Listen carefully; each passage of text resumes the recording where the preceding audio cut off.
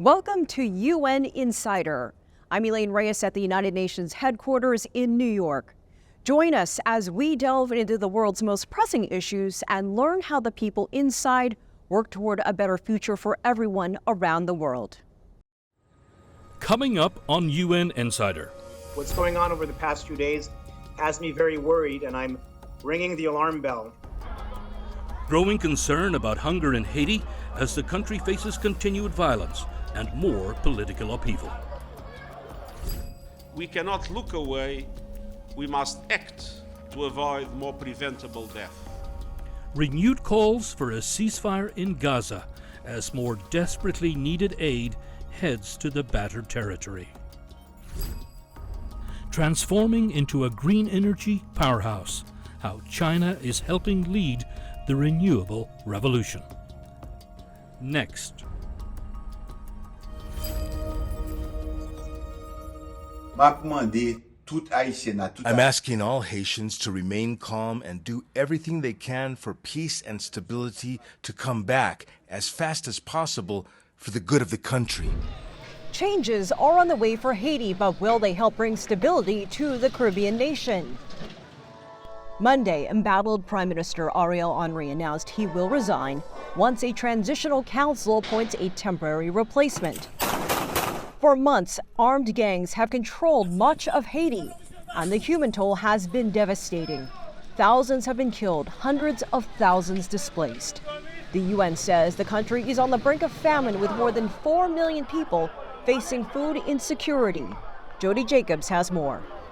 In a briefing on Tuesday here at the United Nations, the World Food Programme warned of mass hunger in Haiti that could lead to more unrest. The Caribbean country has for months been marred by gang violence, which has increased exponentially this week.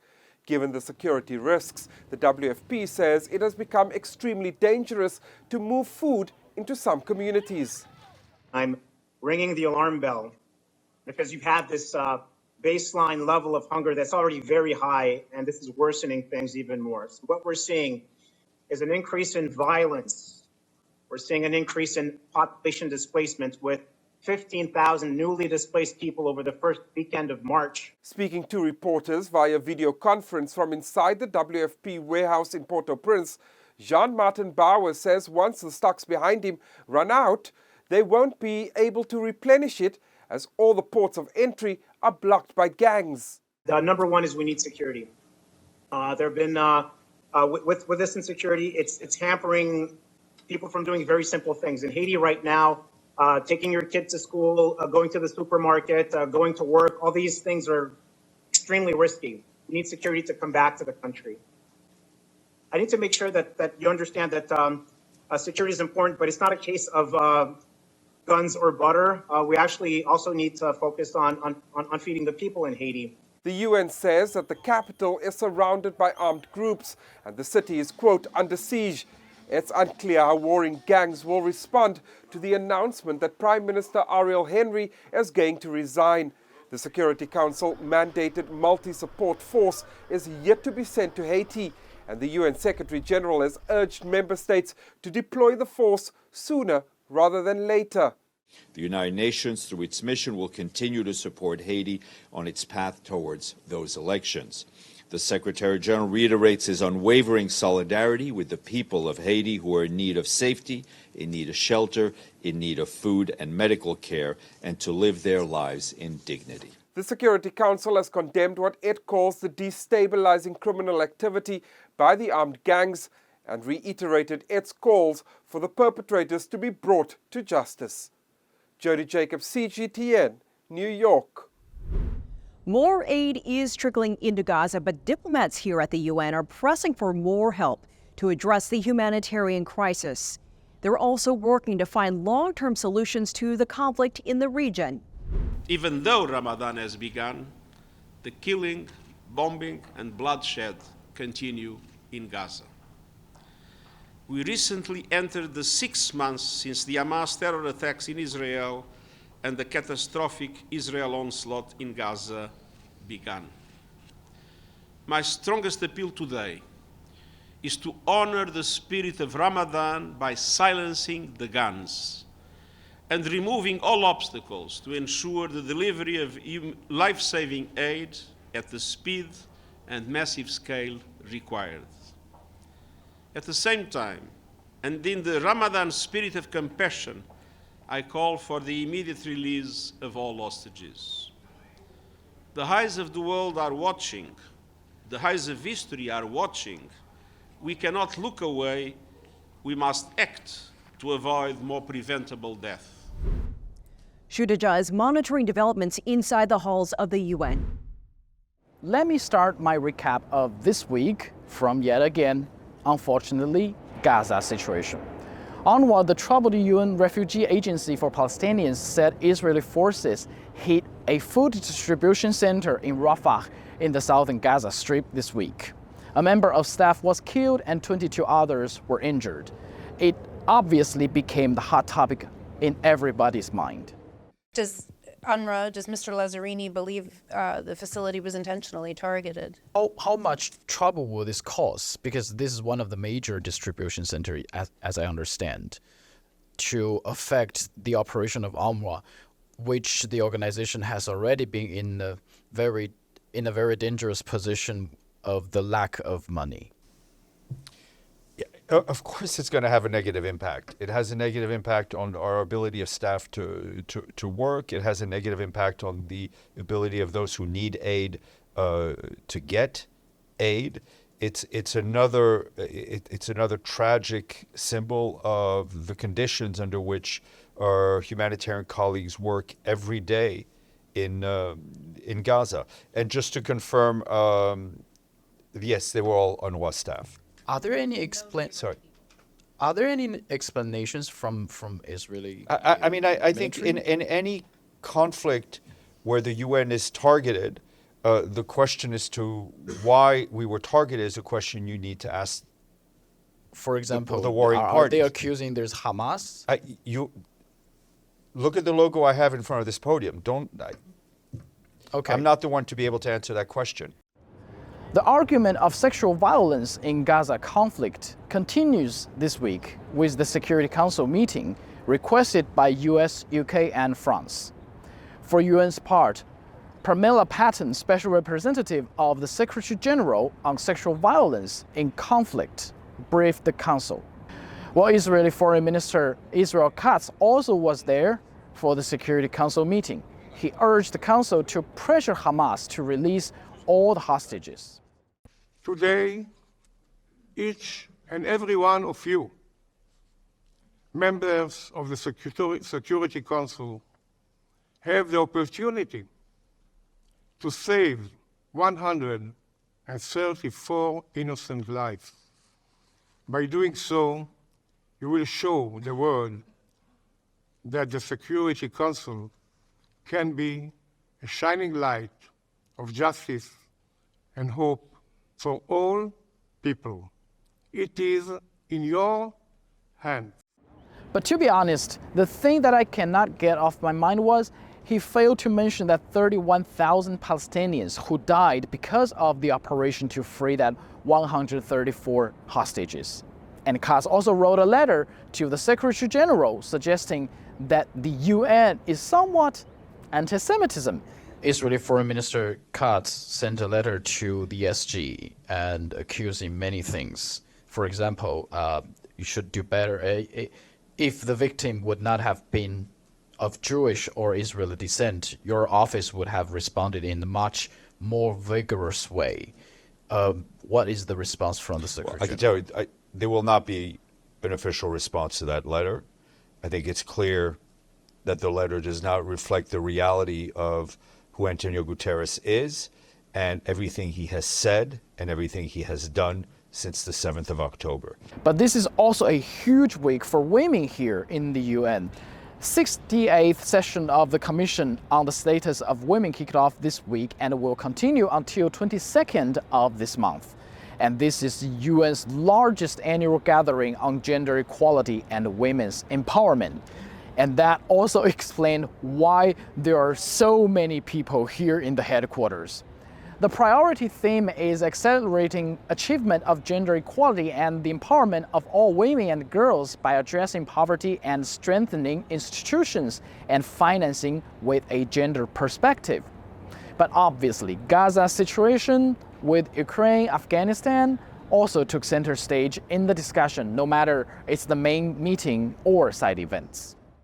In Israel, there are horrific accounts in the report by my special representative, Pramila Patten, of sexual violence against women and girls and indications of sexualized torture during the terror attacks launched by Hamas and other armed groups on 7 October. Today, I'm representing myself as I am the victim. In 2023, Israel killed 45 of my relatives. 70% of them are women and children. They displaced 90% of my family from the north to the south. Well, that is all from me. Coming up. The move to renewables globally partly passes through China, no matter where it ends. UN Insider.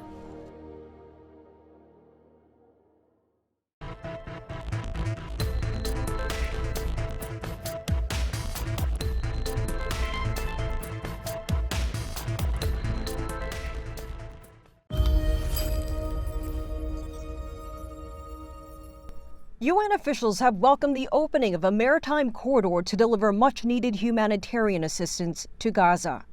Tuesday, 200 tons of aid departed from Cyprus as part of an international Food for Gaza initiative.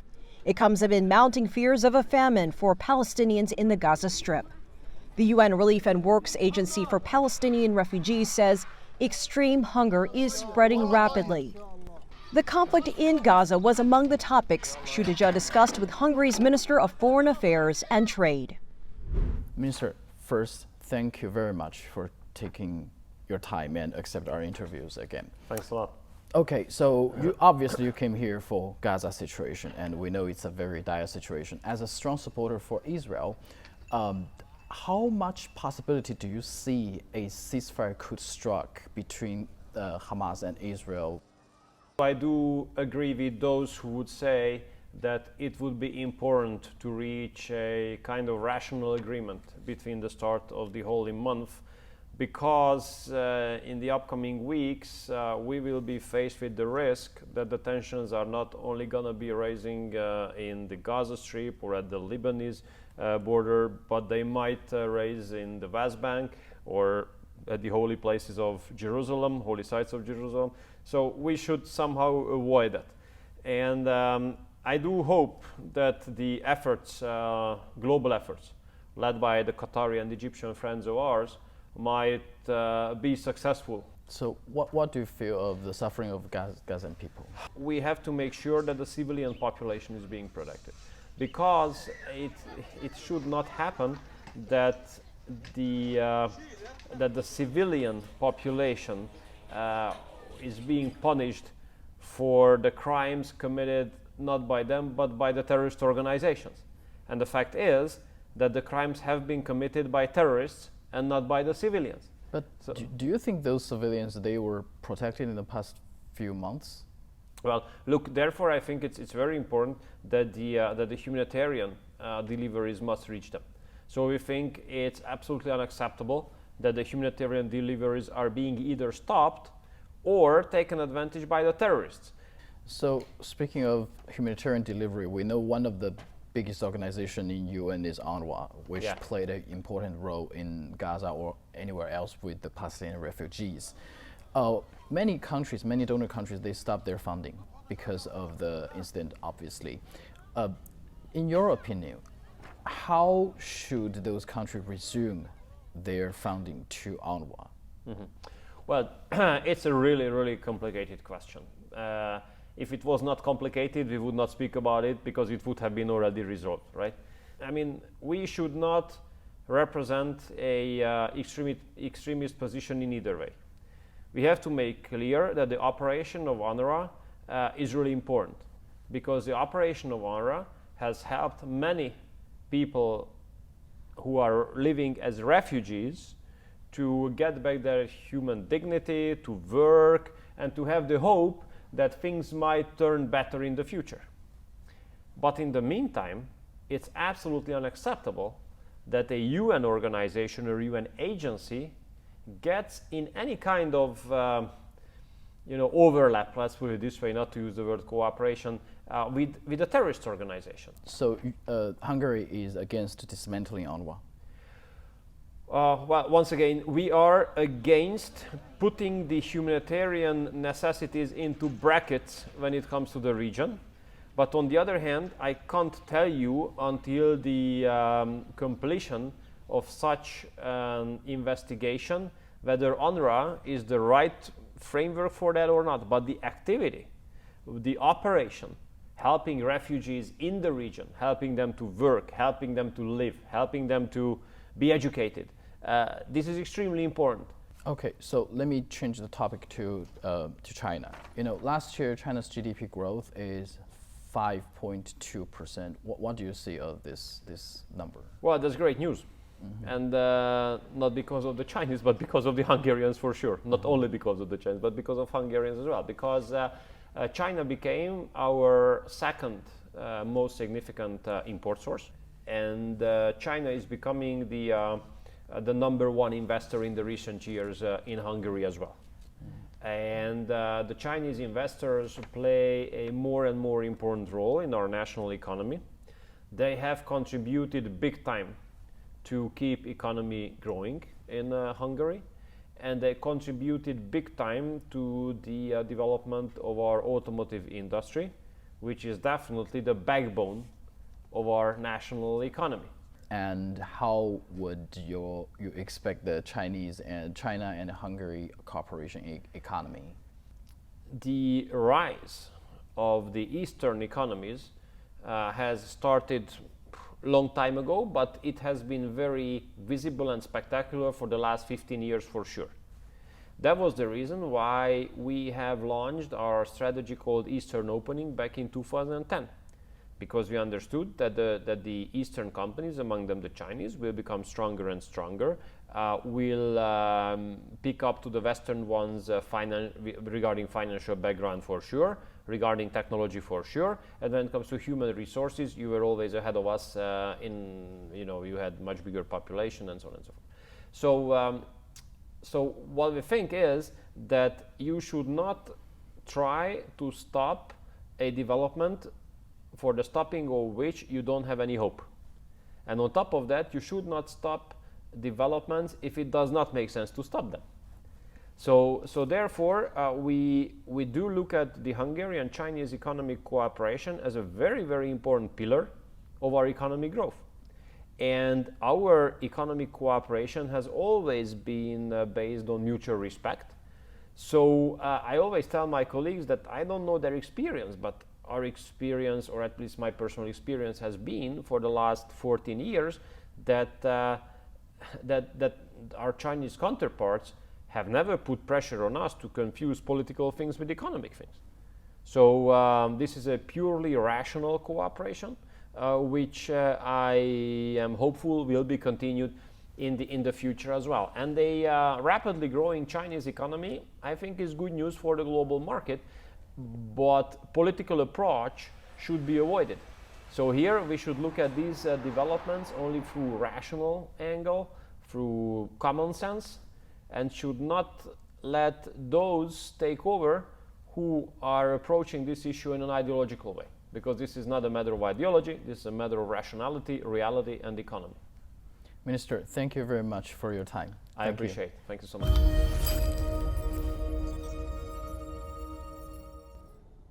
China is working toward going carbon neutral by 2060. Switching to cleaner energy sources is a big part of that plan. As Edis Tianshan shows us, the country has become a global leader in the green energy revolution. China leads the world in clean energy production. It produces about 80% of the world's solar panels and EV batteries and nearly 60% of electric vehicles. China is the world's leader in terms of battery technology. It's the world's leader in terms of the production of key minerals that go into not just the batteries, but in terms of other products.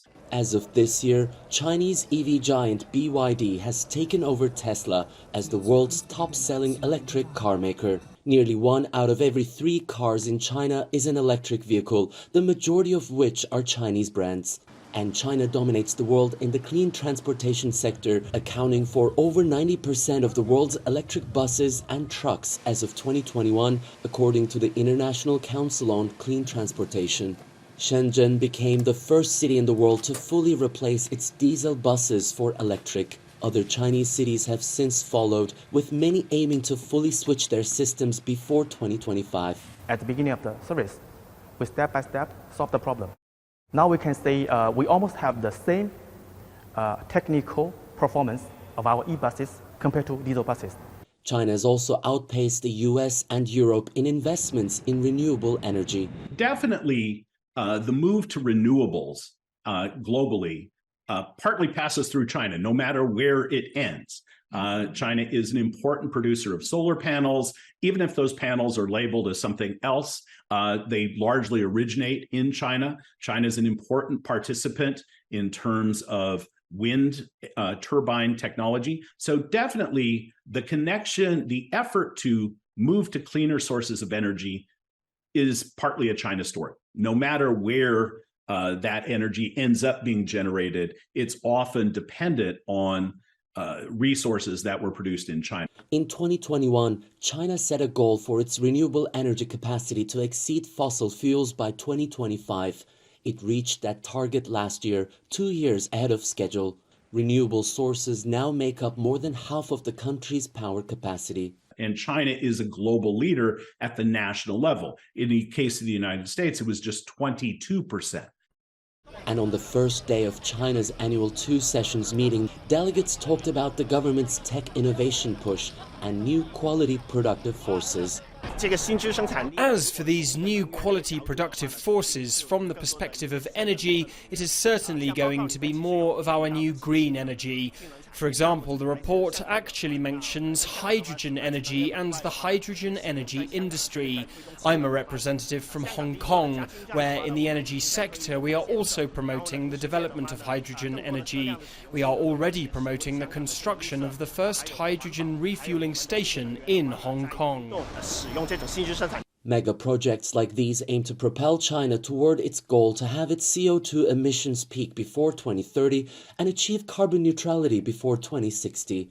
It is Tianshan, CGTN, Los Angeles. Coming up. This was Mexico's second largest lake. 6 municipalities around this region used to depend directly on Lake Quetzal for their water supply.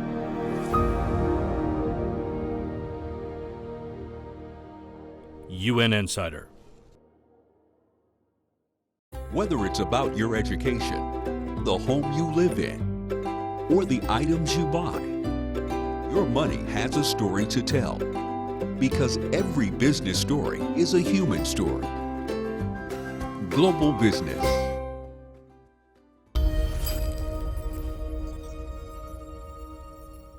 Mexico is suffering through a serious drought. About 60% of the country is experiencing moderate to severe drought conditions. In some places, the rainfall deficit is changing the landscape. Alistair Baverstock explains. Lake Quetzal in Mexico's Michoacan state, more commonly referred to these days as the Quetzal Desert. A series of factors over recent decades, among them climate change, has left large parts of this once major water body dry. This was Mexico's second largest lake. 6 municipalities around this region used to depend directly on Lake Quetzal for their water supply. But with more than 70% of its 452 square kilometre surface now reduced to a dust bed where I'm currently standing, local residents say the situation is dire. Juan Pintor has seen the lake transform since he was a child. Cuando era chamaco estaba lleno. When I was a boy, all of this was full. These walls were the size of a channel that ran into the lake where we could fish. But for the last 10 years, it has been dry. De unos 10 años para acá. Today, with the water gone, dust storms can whip up from the dry lake bed, causing multiple problems for everyone living in the vicinity. Es mucha el polvo que se levanta. The dust storms are so bad that you can't see anything. It's like a thick fog, and it makes people sick.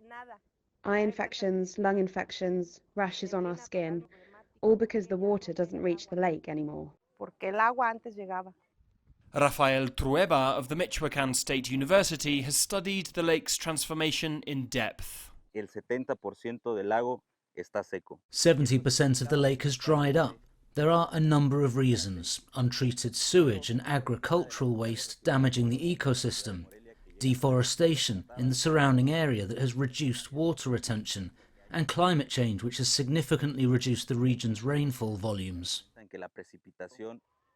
Without intervention, Trueba says Lake Cuitseo's communities could face the very real possibility of having to leave the region. Lake Cuitzeo can recover. It's easy to lose hope when we see scenes like this, but with better management of our regional water supplies, the lake can return to how it was. Alastair Baverstock, CGTN, Cuitzeo, Mexico. I'm Elaine Reyes at UN headquarters in New York. Thanks for being a UN insider.